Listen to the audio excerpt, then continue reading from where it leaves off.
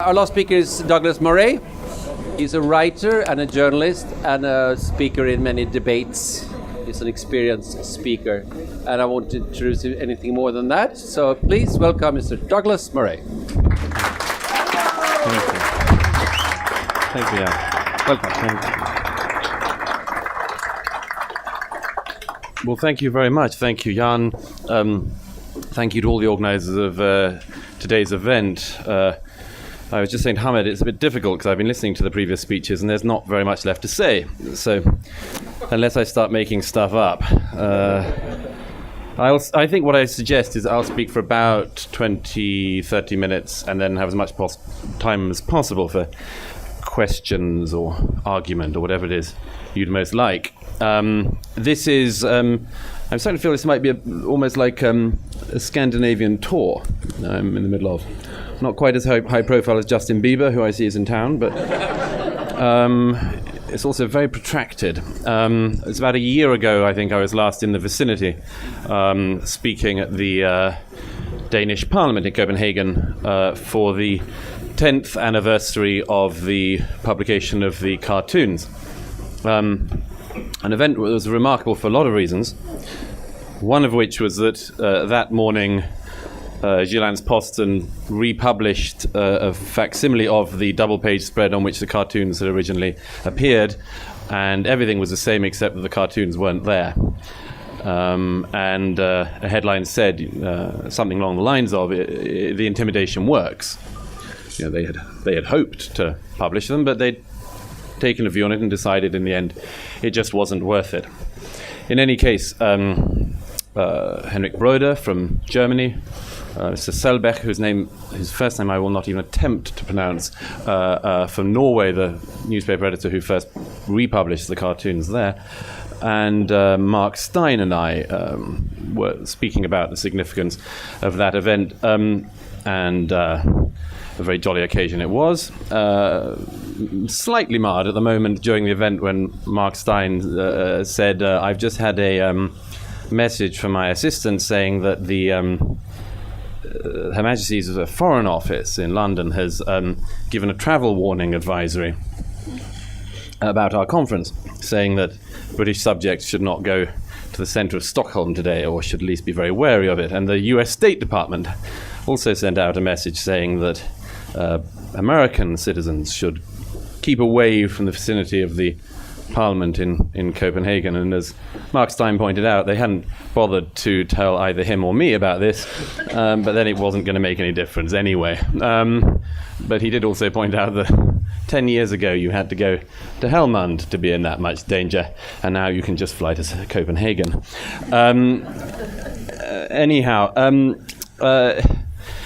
Almost everything that needs to be said about free speech has already been said, but it's always worth going over some of the fundamentals. For myself, one of my favourite quotes about free speech was, and I'll give you two of them over the course of this next few minutes, but it's from the American writer H.L. Mencken, who I'm sure some at least of you have read. One of my favourite quotes from him, he once said, "The human mind has been furthered best by gay fellows who heaved dead cats into sanctuaries and went roistering down the highways of the world, proving to all men that doubt, after all, was safe."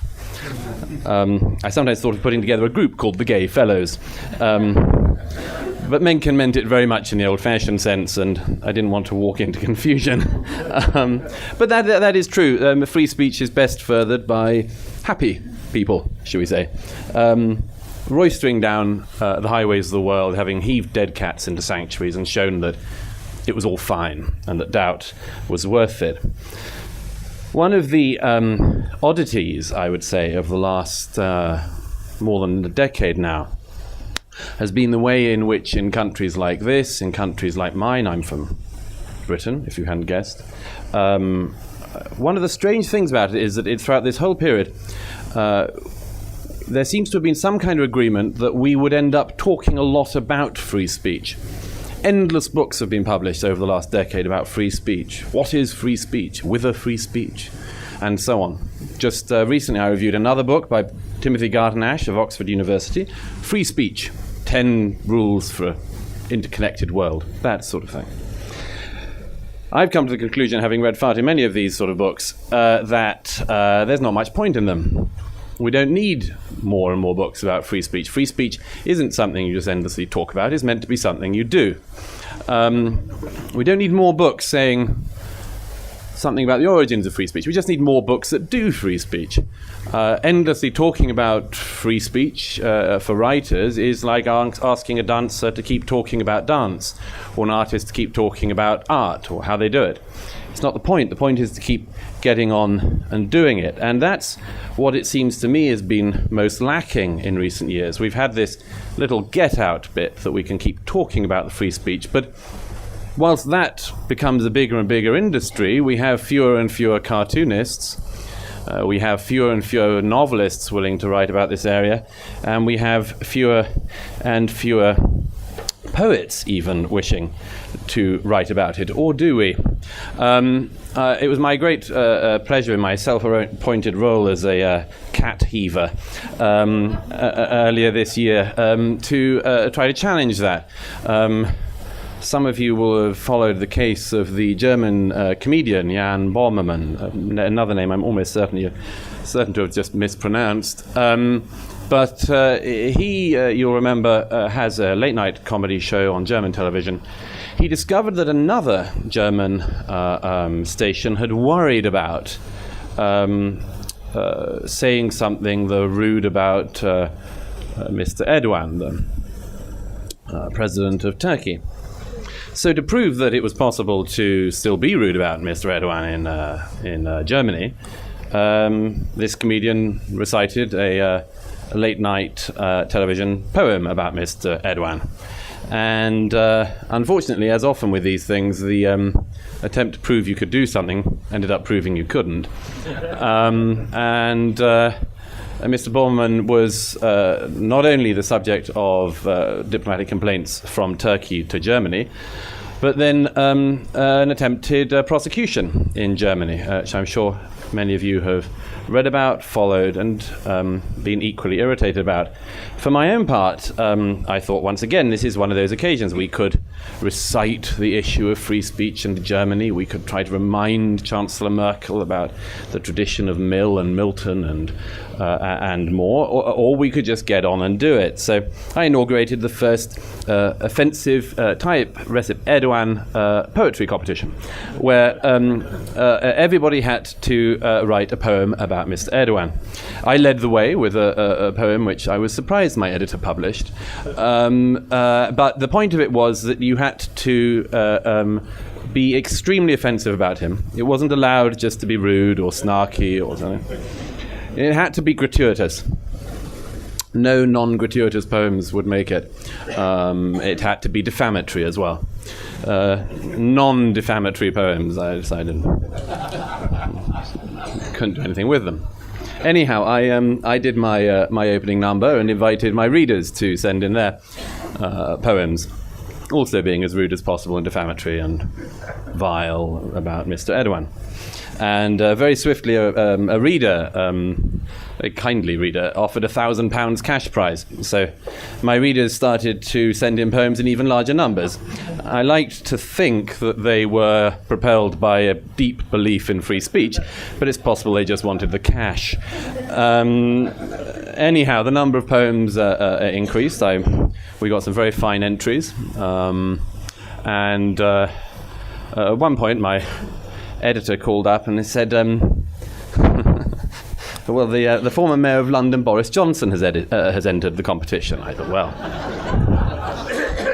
This, I must say, by the way, I owe him a slight apology. He was in an interview with a friend who writes for a Swiss paper who said, "Have you heard what Douglas is doing at The Spectator?" And Boris said, "Yeah, absolutely, what terrific stuff," and so on. And this friend said, "Well, why don't we make up a limerick right here and now?" And Boris said, "Yes, why don't we?" Being that sort of chap. And anyhow, rather unfairly, as I say, he... not knowing he'd entered, but it was on record, entered. And I thought it would be best if we agreed that he had won. He took the news, I have to say, quite well. He offered to give the money to charity. He was in the middle of the Brexit campaign at that point, and it was rather difficult for him because the other side in the Brexit campaign, the Remain side, were largely at that point campaigning on the idea that Boris Johnson was this sort of idiot who just sort of said things left, right and centre that he ended up having to apologise for. So I didn't help with that bit of the narrative. But anyway, he took it very well. There was great silence from his political opponents, actually, who realised they were about to fall into a trap of saying you mustn't be rude about the Turkish Sultan. Anyhow, Boris Johnson, of course, subsequently, after Brexit, was made our Foreign Secretary. So I did tell readers that, in actual fact, I just pretended that the prize was £1,000. It was actually the position of Foreign Secretary of the United Kingdom. Anyhow, Boris, of course, went to see President Erdogan the other day and shook his naughty hand, and that was a great pleasure. Anyhow, it was principally a pleasure, of course, to rub it in the face of Chancellor Merkel. Because what could be more ridiculous than prosecuting a comic in Germany for a poem, only doing that whilst your nearby ally has a foreign secretary willing to do the same thing. Now, in Britain, we don't send our foreign secretary to prison for insulting Mr. Erdogan. We make him foreign secretary. But I think it would be unsustainable that Jan Böhmermann can actually be prosecuted or go to prison for a maximum, I think it was, of 4 years in Germany for that alleged crime. Anyway, this is my view generally on free speech. The answer is not to have endless seminars about it, it's just to do it and encourage everyone else to do it and do it more and more and break all the rules and laws if they're there, because who do we want to tell us what we can say or think or do? Who would you appoint to be such a person? As I pointed out, the person I would rely on last to tell me what kind of joke I would be allowed to tell would be a German judge. A point on which I hope you'll agree. So anyway, it's also strange regarding this issue of free speech these days, because I have increasingly come to the view that not very many people actually believe in it. In January of 2015, when the Charlie Hebdo attacks occurred, I was in a studio just afterwards, and I bumped into a tabloid journalist from the UK, from one of the UK's main newspapers, The Sun, and said, what are you going to do about this? What's the plan? And he said something which was one of the only wise things I heard during that awful period. He said, "I'm not sure people in this country are that fond of free speech." And we had a short discussion about this, but I was sort of persuaded of this in a way. Just before the blasphemy police walked into that office in Paris, the main discussion in Britain had been over whether a female columnist at The Sun, a sort of vulgar and idiotic loudmouth to my view, called Katie Hopkins, should have been sacked for a particular column she'd written, and indeed prosecuted. Now, I didn't particularly like her columns. In fact, I don't like them at all, but that's my choice. I can read them or not read them. I can put the paper down or not. But only in this ridiculous age does somebody, often who's not even bothered to buy the paper and read the column, decide that they must phone the police because of that column, or call for that person to be sacked because of that column. And that's simply the prevailing mood of our time, and nowhere so much as among young people.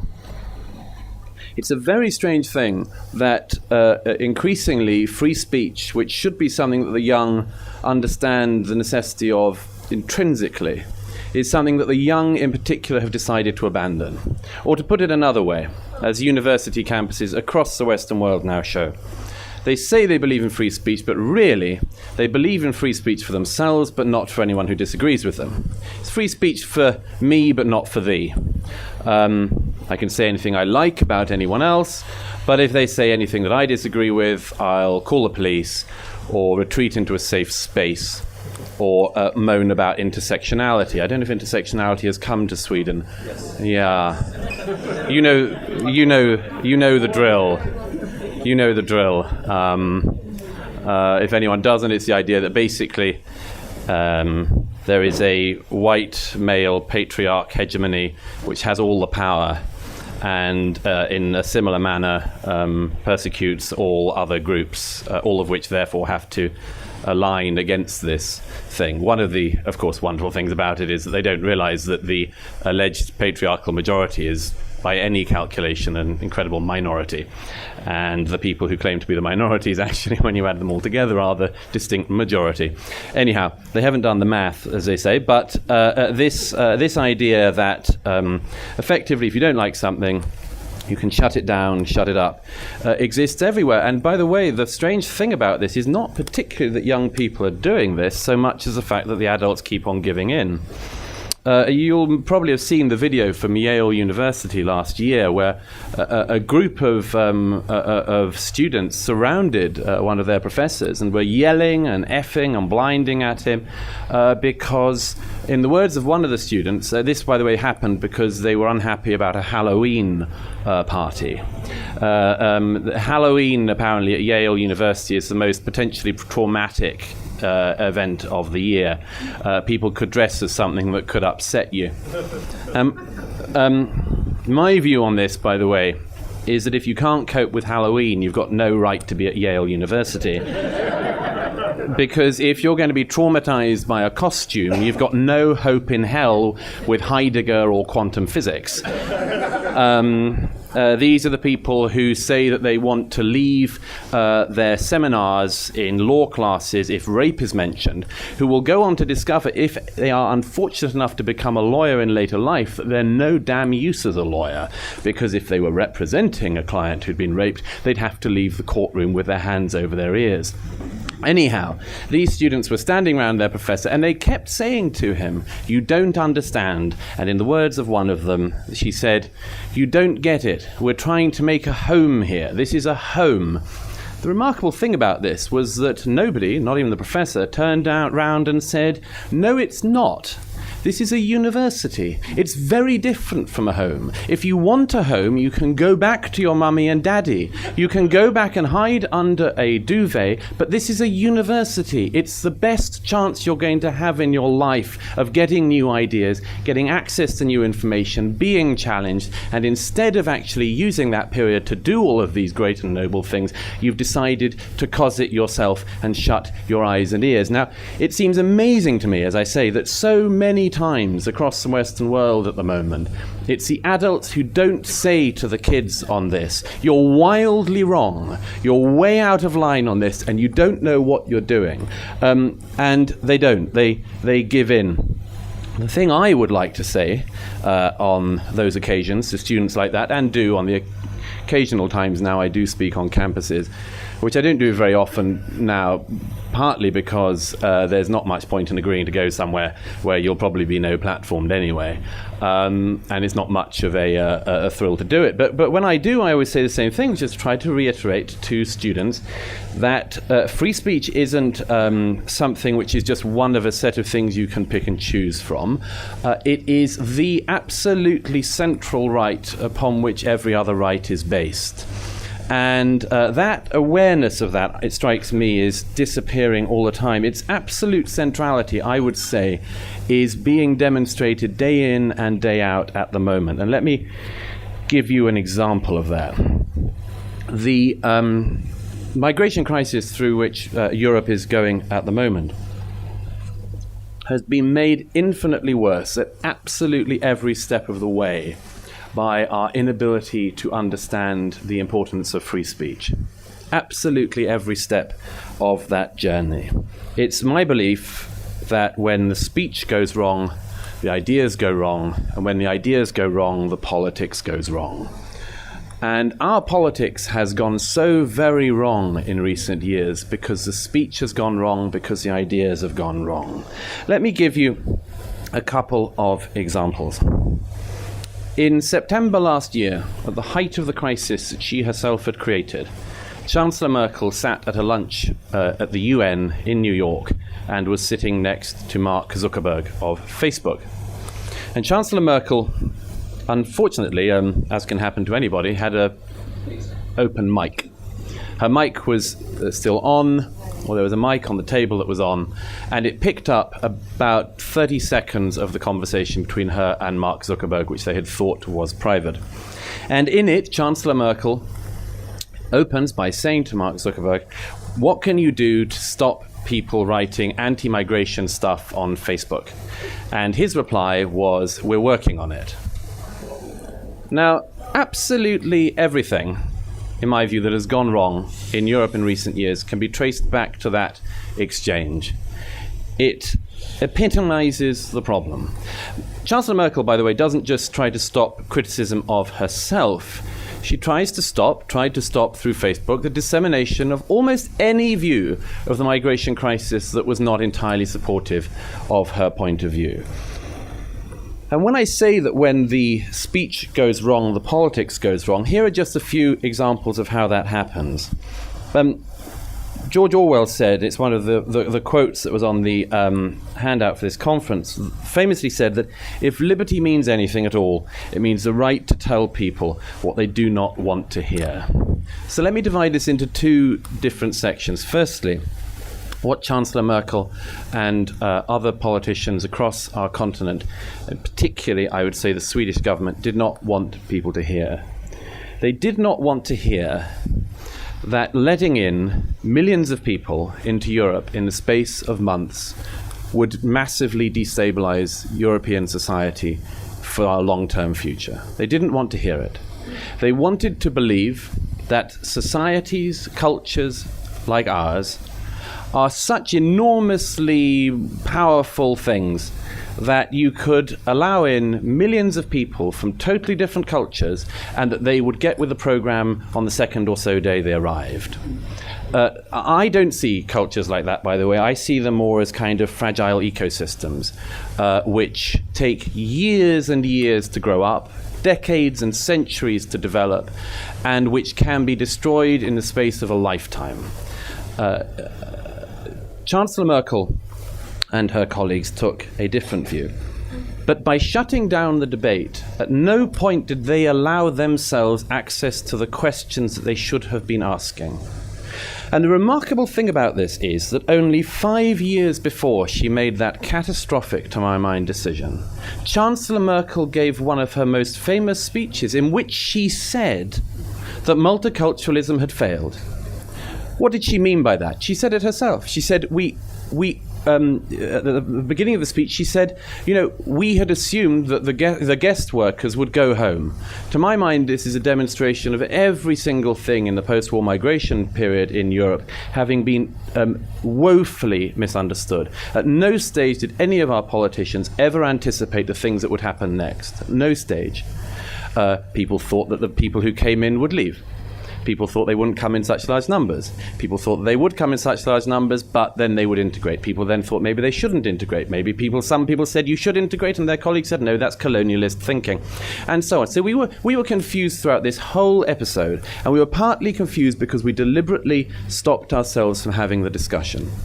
That we will end up having to have at some point anyway. Let me give you one quick example. It's been obvious to me for a long time that if you say that if you open the borders, as Chancellor Merkel did last year, you have an absolute horde of questions that follow on next. It would seem to me that the most obvious question to ask is Europe a place in which anyone in the world who wants a better life can legitimately come and live? That's the beginning of a question to ask.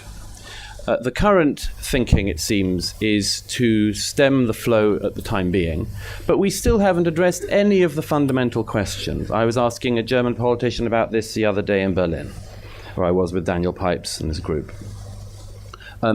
if you go, as I have done, to all the points of entry in the Greek islands and Italian islands, you see an undoubted tide of human misery. There is no way of glossing this. It is people from across sub-Saharan Africa, across North Africa, across the Middle East, the Far East, coming to Europe for all sorts of reasons. They want a better life. Many of them are fleeing war. Many of them are fleeing political persecution. They are terrible, terrible stories. But none of the answers that Chancellor Merkel and her colleagues have given could possibly answer this question. What, for instance, do you say to an Afghan refugee, like one I was speaking to the other day on the island of Lesbos, who said, why have the Germans given preferential asylum treatment to the Syrians? The Syrians have only had a civil war for 5 years. We've had one for 15. Why don't you make sure you have as generous provision for all the people from Afghanistan who'd like to come to Germany and Europe as you do for everybody else? Eritrea, which almost nobody in Europe had heard of until the last year, is a terrible society. It's undoubtedly a society in which very, very many millions of people, if they had the chance, would want to leave and come to Europe. The current discussion about this has reduced to the discussion of legitimate asylum seekers and economic migrants. Let's say that the Vice Commissioner of the European Commission, Frans Timmermans, was right earlier this year when he said in his estimate at least 60% of the people who arrived into Europe in 2015 had no more right to be in Europe than anybody else in the world. Let's say that's right.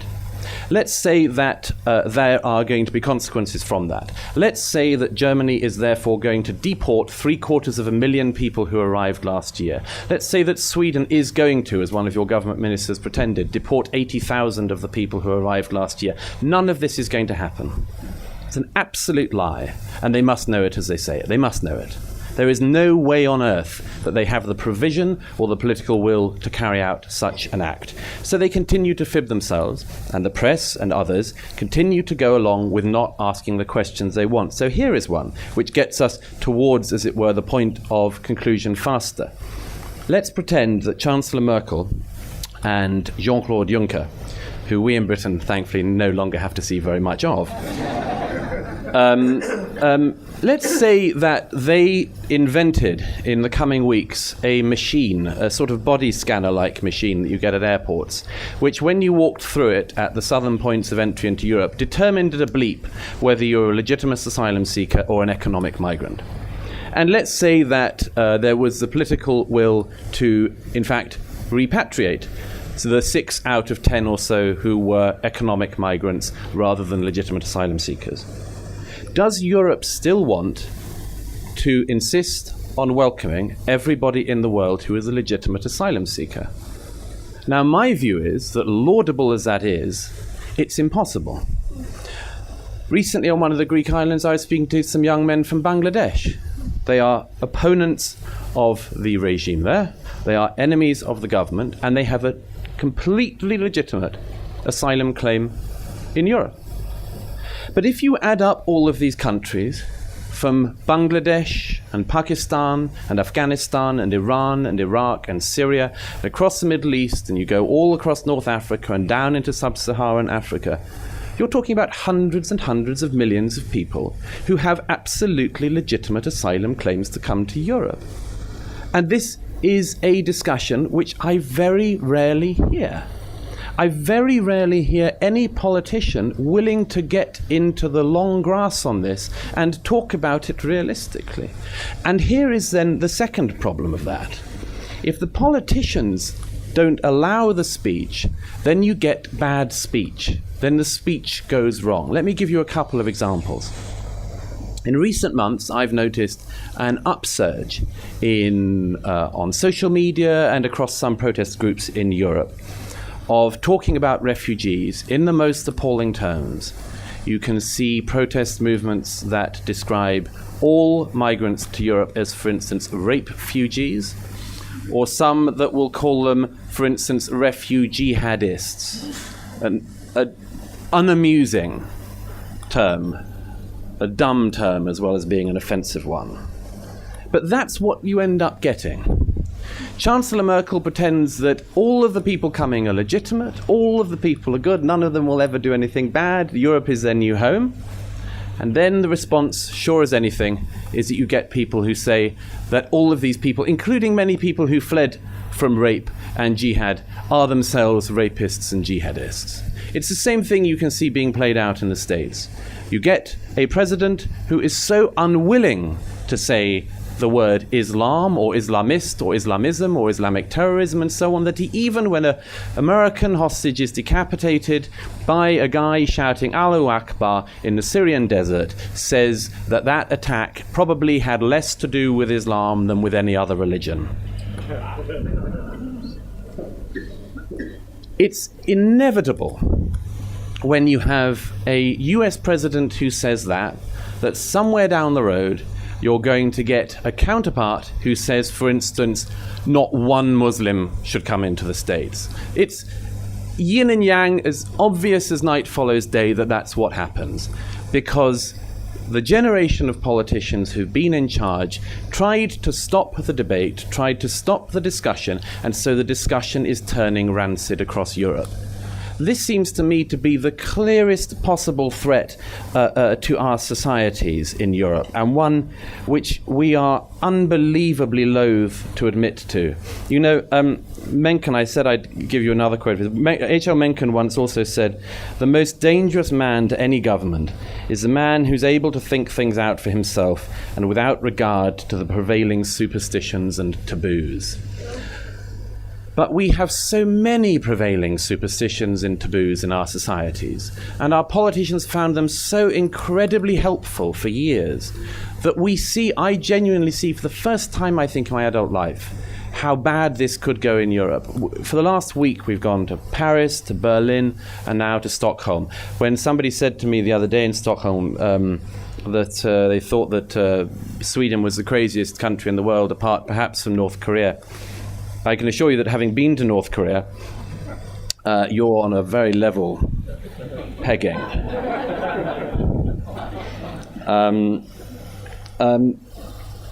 There are so many things that one can see going wrong because, as I say, the speech has gone wrong, because the ideas have gone wrong, and we never thought them out.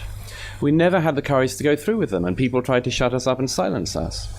Well, if there's any point to a day like today, it is to say no to that, to say we will insist, we will disagree among ourselves, we will disagree with each other, and there will be much debate and discussion in the years ahead and things on which we will all disagree. But that on one thing in particular we have to be firm, which is that there should be nobody, no German judge, no German chancellor, no Swedish politician, no Brussels bureaucrat or British politician who should stop us from saying what we think about our own future. And that we have that right, we will retain that right, and we'll retain it whatever happens in the years ahead. Thank you.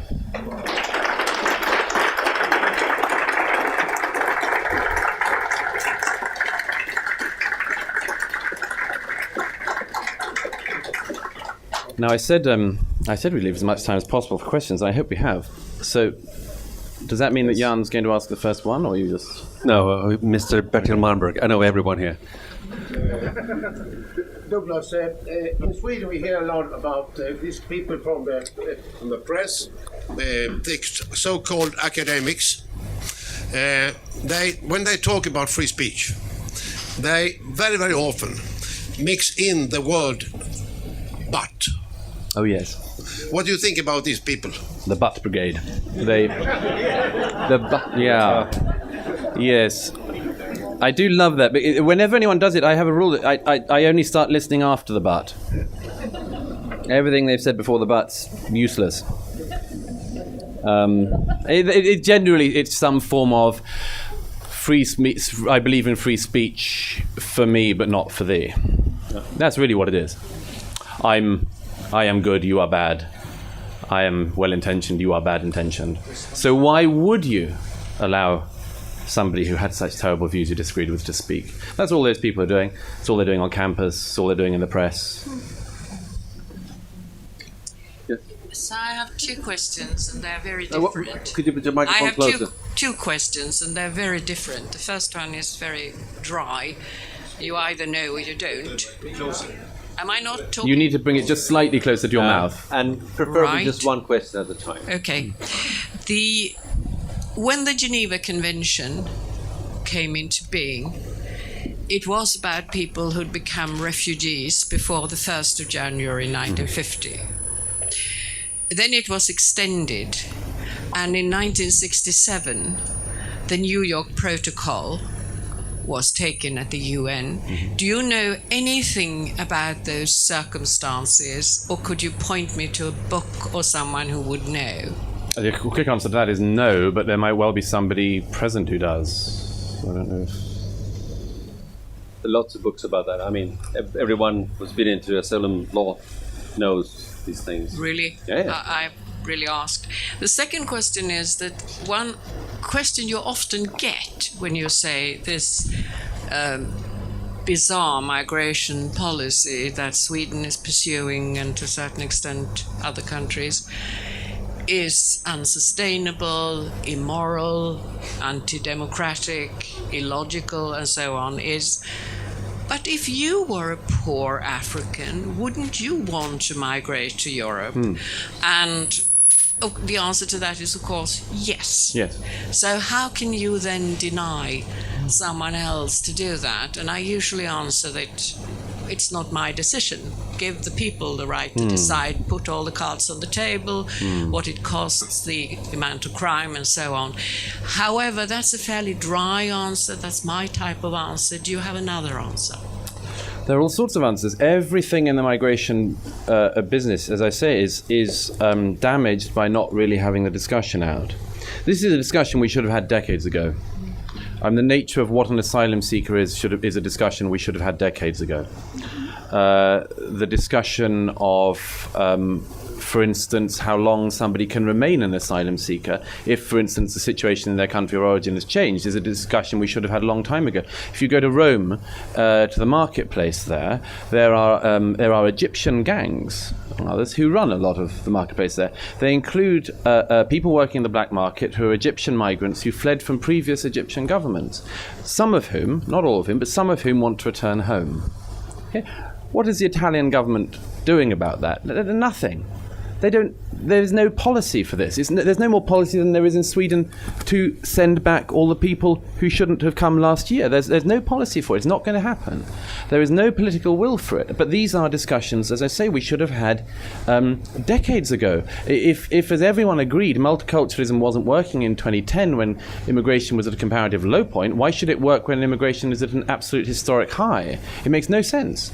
And as for this, as it were, the moral question underneath this, I think there is a profound question here which I'm not going to be able to answer, but I can give a couple of pointers on. It's the same question as the one which is, in my view, haunting Europe, which is the question of the Jews. The question of the Jews in the Second World War. You see this all around the migration crisis. There was a very haunting example the other day in La Stampa, one of the Italian papers, talking about the route now that the Austrian-Italian border and the French-Italian borders are very, very closed. There is an increasing flow of people walking through the mountain passes in over to Switzerland from North Italy. La Stampa had it was just an average day's news, but had a quote from a local who mentioned that this was a route which, in the winter it's very dangerous, but in the summer it's passable. And just this local just mentions that's the route the Jews used in the war. Everything is infused in our very old and very guilt-ridden continent. Everything is infused with these echoes, and we worry about it, and we're right to worry about it. We're right to worry about whether or not these migrants are the same as the migrants in the Second World War. But there are all sorts of other parts of that discussion we need to have. For instance, how many of the Jews fleeing Nazi Germany, for instance, arrived in a safe country and then said, I don't find the system here so useful, I'll walk to another. Yeah. How many of those fleeing persecution before and during the Second World War were picky about it? I mean, it's a terrible thing to say, but I mean, this is a different type of movement. But the follow-on from that is this odd thing, which I say I don't have an answer to, but I can just put an idea in your head about it, which is this odd thing that, as I say, Europe is a place in which anyone in the world can come and live. I think we need to think about this and discuss this very widely and very profoundly. because otherwise, I say, this is going to lead to all sorts of problems in the years ahead. It seems to me absolutely legitimate that the peoples of Europe should be able to have a place they call home, and that place should not be taken away from them, because after all, we don't have another choice. There's that extraordinarily haunting bit in Michel Houellebecq's Submission, which many of you will know, when talking with his Jewish girlfriend, the main character discovers she's going to go to Israel because things have got so bad in France and she's Jewish, and he says, "I don't have an Israel." That is one of the most important thoughts in Europe. Now, we don't have an opt-out, we don't have a get-out, we don't have a place to run to, we don't have another deal on the side here. This is our home. And so we should think very, very deeply before giving that home up to the entire world. Because among other things, that deal will not be reciprocal. When Europeans go to another country by the millions, it's colonialism. Colonialism, thank goodness, has ended. But we haven't even begun to think of the consequences of the movement of millions of people into our home for what we agree is in perpetuity. I do not believe that it is the right of everybody in the world who wants to be in Europe to be in Europe. And it cannot be. We have, as I say, a fragile ecosystem of society, like every society, and we cannot give it over to the entire world. And if that makes us have some pangs of guilt, then that's good. We should have pangs of guilt over that. We're human beings, we're moral beings. But it should not be the case that our pangs of guilt make us destroy our societies. It's my view as a small c conservative that Edmund Burke was right in that central point of his philosophy, that a culture, a society is not simply about us here now, that it is a deal between the dead, the living, and those yet to be born, and that you cannot break that pact, and that what you have inherited you do not have the right to give away, any more than you have the right to destroy future generations of your own family or future generations yet unborn. It is a very central pact to civilization, that deal between the dead, the living, and the yet to be born. It is a central pact of civilization. And if you give it up, if you say that the yet to be born, it doesn't matter if their society represents Mogadishu more than it does downtown Stockholm, then you are breaking that pact, which may not be yours to break. I have a horrible question to you.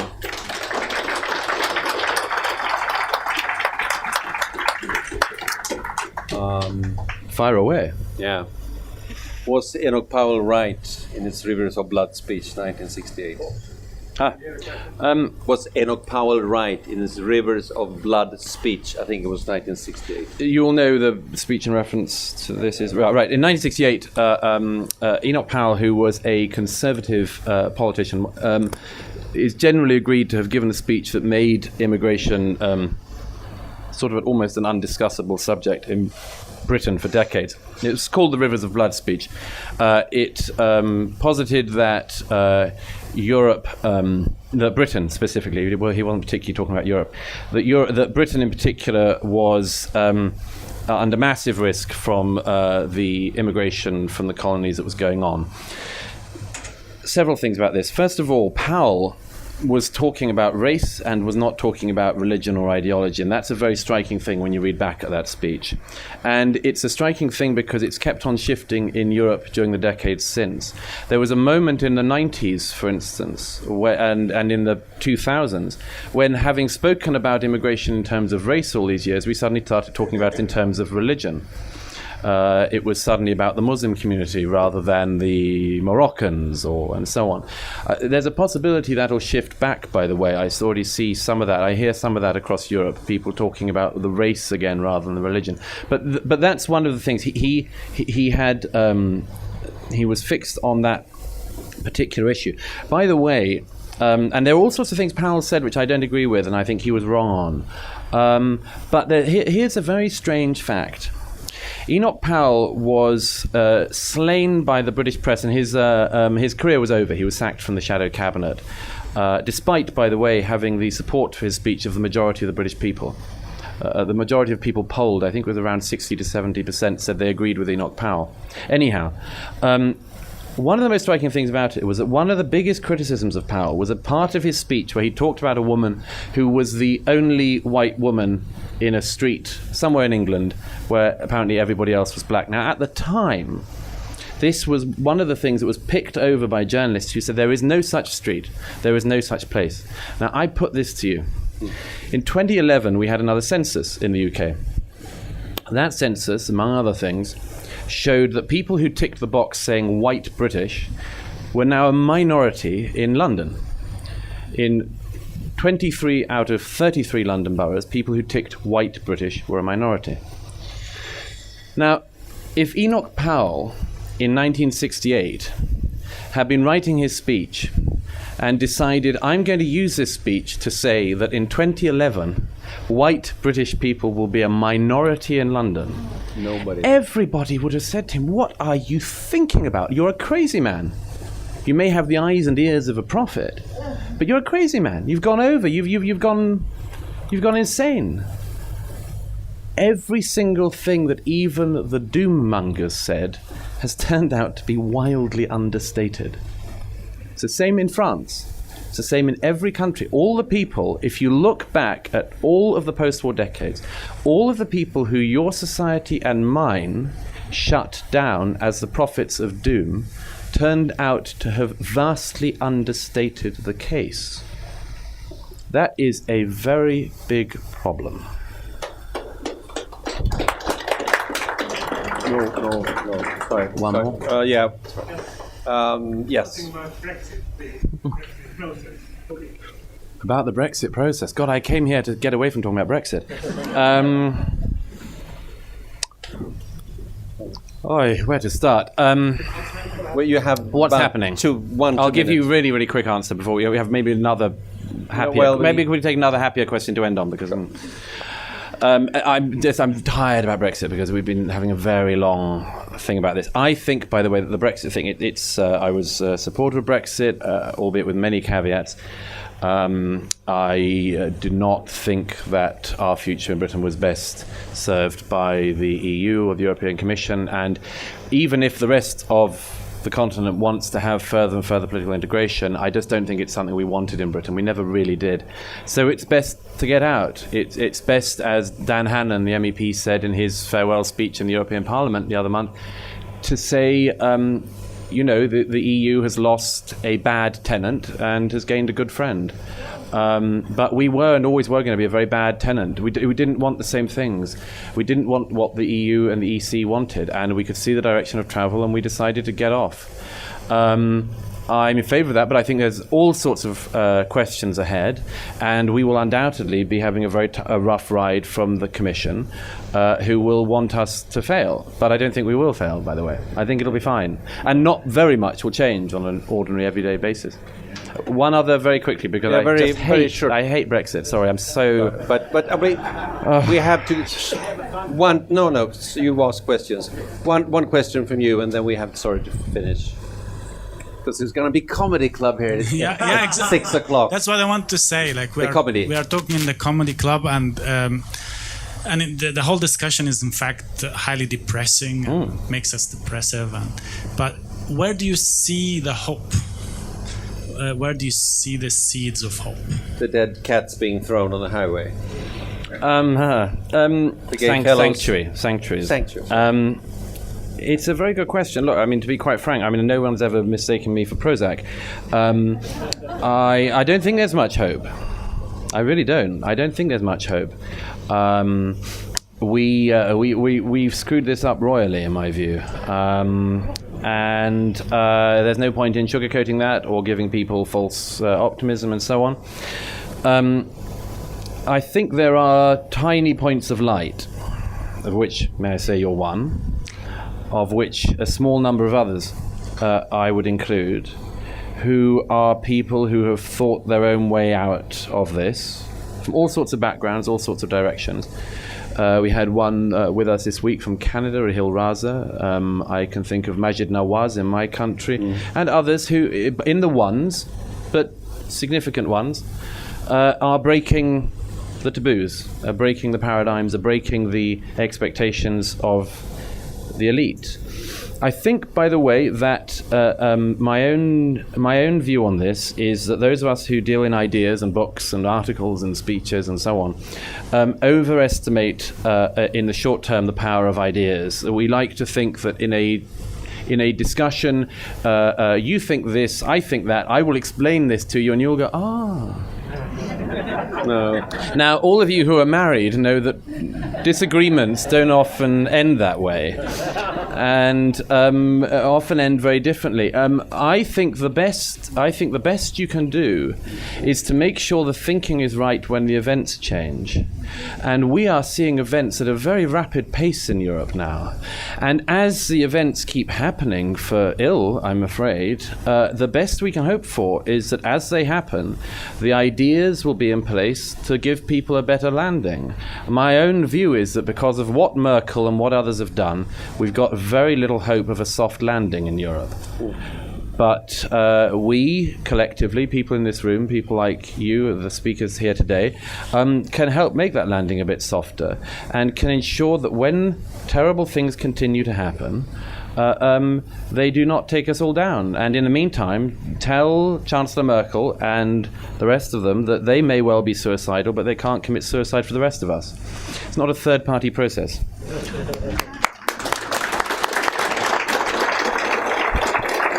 Thank you. Very well put. Thank you. Give me the microphone.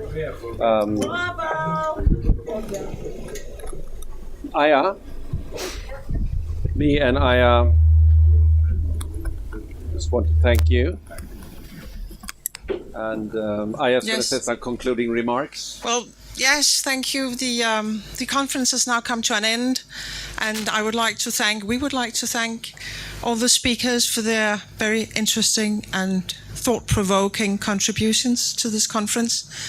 And also thanks to the audience. It was very nice of you to come. And especially thank you to Jens Jonassen, who has made this conference possible. Thank you. So thank you. And as I mentioned, this has been not possible without the support of Middle East Forum. So thanks a lot, Middle East Forum and Danish Free Press Society. Thank you for all. Thank you.